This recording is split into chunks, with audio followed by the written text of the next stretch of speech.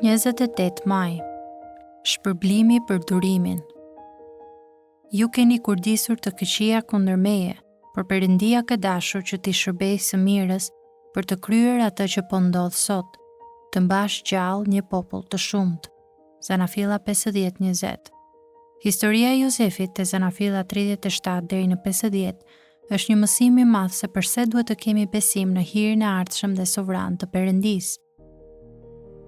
Jozefi u shit si sklav nga vëllezërit e tij, gjë e cila duhet ta ketë sprovuar thellësisht durimin e tij.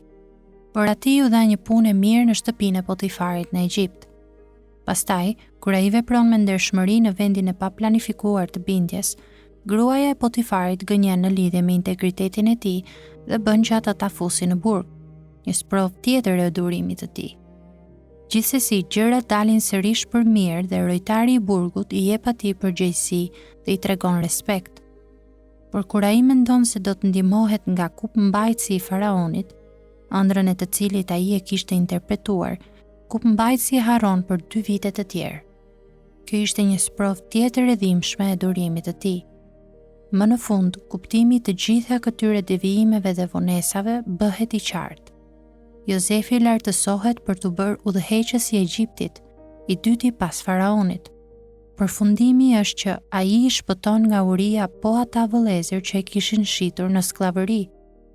Jozefi u thot vëllezërve të tij, nga të cilët ishte ndarë për një kohë të gjatë: Perëndia më ka dërguar para jush me qëllim që të ruhet diçka mbi tokë dhe për t'ju shpëtuar jetën. Ju keni kurdisur të këqija kundër meje, por Perëndia ka dashur që t'i shërbej së mirës, për të kryer atë që po ndodh sot, të mbash gjallë një popull të shumt. Zanafilla 45:7 dhe 50:20. Cili mund të ketë qenë çelësi i durimit për Jozefin gjatë atyre viteve të gjata mërgimi dhe abuzimi? Përgjigjja është kjo: besimi në hirin e ardhshëm dhe sovran të Perëndisë. Në hirin sovran të Perëndisë për ta kthyer vendin dhe ritmin e paplanifikuar në fundin më të lumtur që mund të imagjinohet. Ky është gjithashtu çelësi i durimit ton. A besojmë se Perëndia po punon për ne në kthesat më të çuditshme dhe më të dhimbshme të jetës tonë?